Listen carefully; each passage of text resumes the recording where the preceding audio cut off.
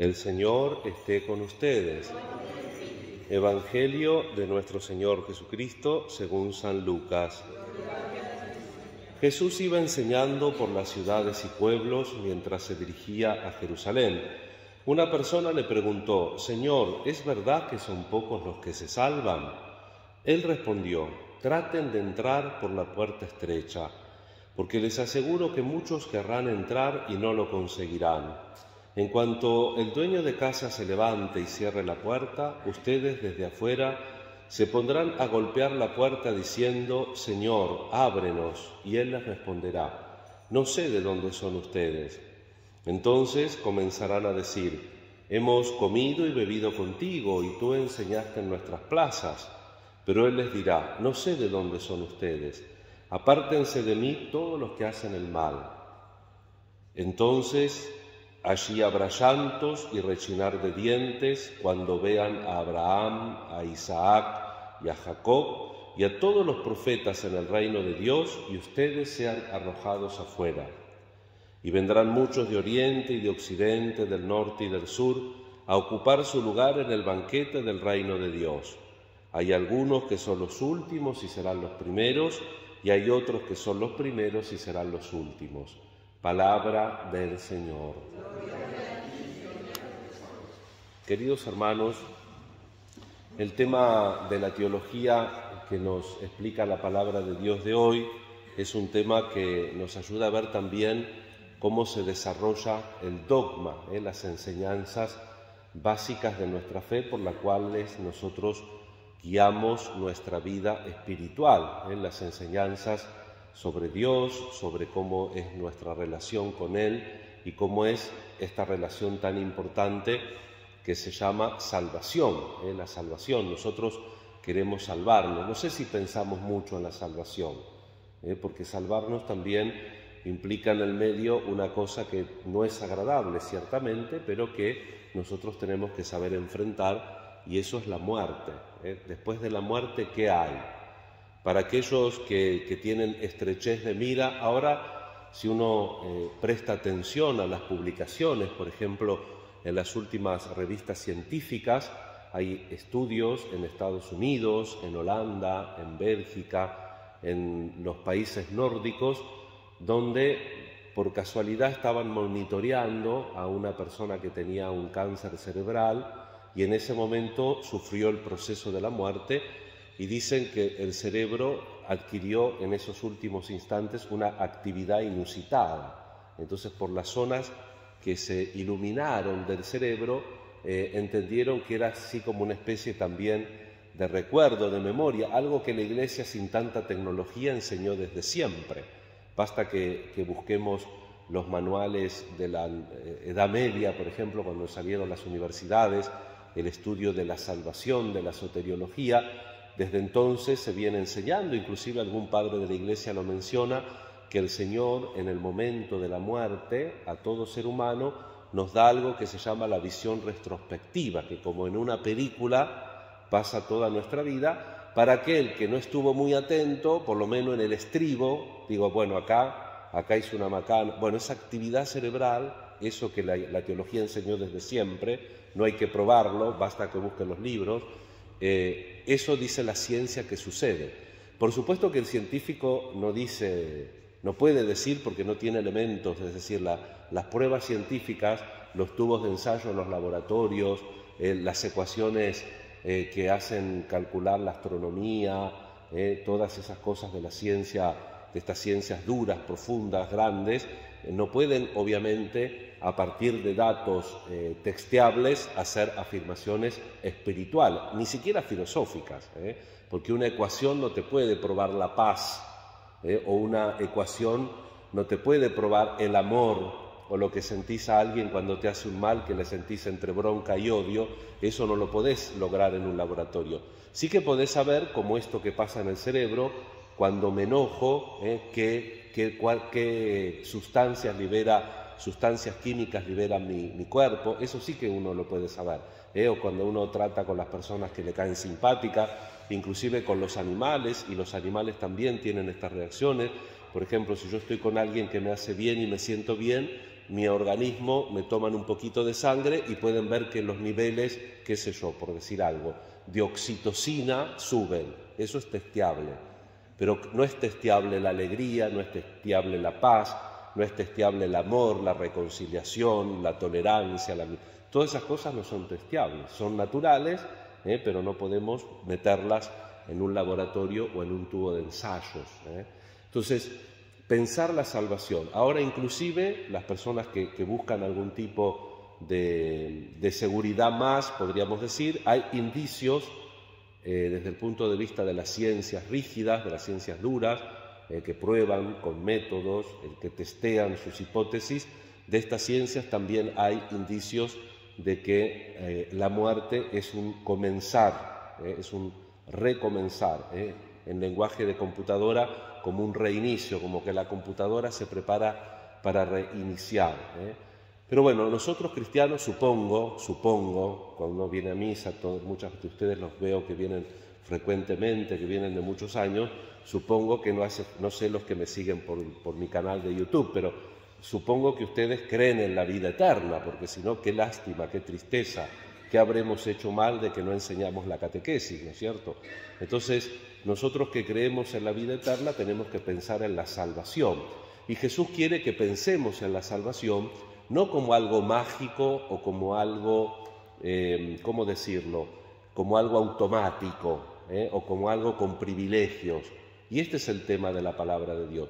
Y Jesús lo dice en un momento donde la soteriología, la doctrina teológica de la salvación, estaba muy encerrada, porque teológicamente se denomina particularismo. Por eso la primera lectura de Isaías, el profeta dice que van a venir de todas las naciones. ¿Qué son naciones? Los paganos. Porque hasta en la venida de Jesús, solamente el pueblo de Israel era el que tenía la salvación. Y si alguno de otro pueblo quería acercarse a la salvación, había que hacerse judío, desde el punto de vista cívico también. Entonces, Jesús también, cuando dice estas palabras, que nosotros las escuchamos siempre, dice Jesús que vendrán del oriente y del occidente. Y al final, miren lo que dice: y cuando vean que Abraham, Isaac y Jacob y todos los profetas del reino de Dios van a entrar y ustedes serán arrojados afuera. Que entren todos los paganos y que el pueblo elegido quede afuera. Un poco también las parábolas que veíamos en la semana, de este señor que preparó el banquete y que los invitados originales no vinieron, y entonces tuvo que salir a los cruces de camino y llamar a todos, dice, buenos y malos. Lo único que se le pedía era que tenga el traje de fiesta. El traje de fiesta, como dice Pablo, es estar revestidos de Cristo, es estar revestidos de los mismos sentimientos de Cristo Jesús, donde también la teología, por supuesto, que vio al bautismo. Y hoy, fíjense, Jesús nunca responde preguntas curiosas. Uy, tengo una genialidad. Hoy se me ocurrió una genialidad. ¿Cuántos se salvan? Mira, Jesús no responde eso. Tengo una genialidad. Tengo un litigio con mi hermano que me comparta la herencia. Y Jesús dice, ¿quién me nombró árbitro entre ustedes, muchachos? Y le pongan los principios. Ojito con los que ponen toda su confianza en lo material. Porque lo material, el día que estiraste la pata, no te lo llevas. Vieron que las enseñanzas de Jesús son mucho más fructuosas que responder a una duda, a una genialidad de pregunta. Y acá una persona le preguntó, ¿es verdad que son pocos los que se salvan? Y Jesús no entra en eso. Y da lo básico. Muchachos, presten atención. Traten de entrar por la puerta estrecha. Porque muchos querrán entrar y no lo conseguirán. ¿Por qué es difícil? No, porque todos están llamados. Están todos llamados a la salvación. Pero en cuanto el dueño de casa dice, se levante y cierre la puerta, muchos van a quedar afuera golpeando y van a decir, Señor, ábrenos. Y él va a decir, no sé de dónde son. Y entonces comenzarán a decir, hemos comido y bebido contigo y tú enseñaste en nuestras plazas, los privilegios. Somos del pueblo de Dios, nuestro padre es Moisés. ¿Se acuerdan lo que le decían los judíos a Jesús? Y sin embargo, este Señor les va a decir, no sé de dónde son ustedes, apártense de mí todos los que hacen el mal. Padre, pero el pueblo de Dios no era Israel. Sí, claro, y como dice Pablo, aún ahora los judíos que por buena fe son judíos, el Señor no reniega de sus promesas. Ellos tuvieron la primera alianza, porque Jesús no es como nosotros. cuando no le gusta algo, Dios no es como nosotros, cuando no le gusta a alguien cambia las reglas. No, Él mantiene su palabra, Él es Gesed, Él es fiel. Y entonces que la Iglesia no es la verdadera, la Iglesia católica sí, tiene todos los medios externos para la salvación, aunque como dice siempre la teología lo dijo, y también lo dijo Jesús. Recordemos el Evangelio de Juan, cuando Jesús se pone como el buen pastor, ¿se acuerdan lo que dice Jesús? Dice, tengo otras ovejas que no son de este corral. Y entonces, por supuesto que el Señor puede salvar directamente, pero desde el punto de vista objetivo, la Iglesia católica tiene todos los medios de salvación. Pero entonces todos los católicos, porque ya estamos en la Iglesia católica, tenemos el carnet de identidad, el pasaporte y ya entramos en el cielo, no, hay algo más que hacer, hay que obrar el bien, hay que decir y hacer. Que yo era de la Legión de María, que yo era de la Acción Católica. Señor, yo fui del Opus Dei, hice todo, fui de los movimientos, que acá no hay tanto, pero en Quilmes hay, en Buenos Aires, de los neocatecumenales, fui de tal o cual asociación, yo hacía adoración todos los jueves, yo rezaba no sé cuántos días a la semana tal cosa y el rosario tal otra y la misericordia sí, pero cuando veías al vecino le ponía la cáscara de banana para que se caiga. Sí, todo eso es cierto, pertenecías a todo, rezabas todo, pero cuando alguien te hacía una, pasaban 20 años y vos sacabas la calculadora a ver cuánto hacía que te había hecho eso. Entonces, comimos contigo, te vimos en nuestras plazas, sí, pero no los conozco, váyanse los que obraron el mal. Es mucho más fructuoso esto que decir cuántos, es cierto que se salvan pocos, y Jesús le dice, sí, se salvan pocos, no, esto no serviría para nada. Pero Jesús nos da esto que sirve, importante. La salvación no es algo de los privilegiados que pertenecemos a un club, que tenemos un carnet o un pasaporte o una entrada de estas luminosas como hacen ahora en unas fiestas especiales que hacen en el mundo, que te ponen un sello de agua que se ve con una luz y entonces, este entra. No, estamos todos llamados, Oriente, Occidente, todos los pueblos estamos llamados, pero tenemos que obrar el bien, tenemos que tener los sentimientos de Jesús, tenemos que trabajar por la paz, obrar en la justicia, saber y aprender a perdonar bien, porque el que perdona no tiene que perdonar hasta ser cómplice del otro, pero tiene que perdonar en serio, ayudando a que el otro deje de hacer la injusticia o el mal que tal vez le infligió a otros.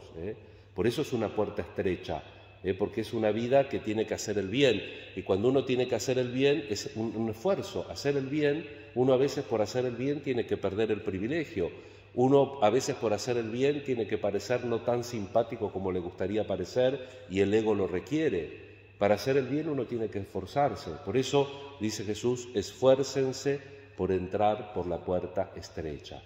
Y ven que en eso coincide todo, porque en Mateo 25, cuando se habla del juicio final de las otras naciones que no son el pueblo elegido, entonces dice Jesús, y vendrán las naciones, eso quiere decir los paganos, los que no tienen la verdadera religión, dice, vendrán las naciones y el Señor separará como hace el pastor a las ovejas de los cabritos, y pondrá las ovejas a la derecha y les dirá, vengan benditos de mi Padre, a poseer el reino que fue preparado para ustedes desde el inicio de la creación, porque tuve hambre, me dieron de comer, tuve sed, me dieron de beber, estuve desnudo, fui forastero, estuve preso, enfermo o con cualquier necesidad y me asistieron. ¿Y cuándo?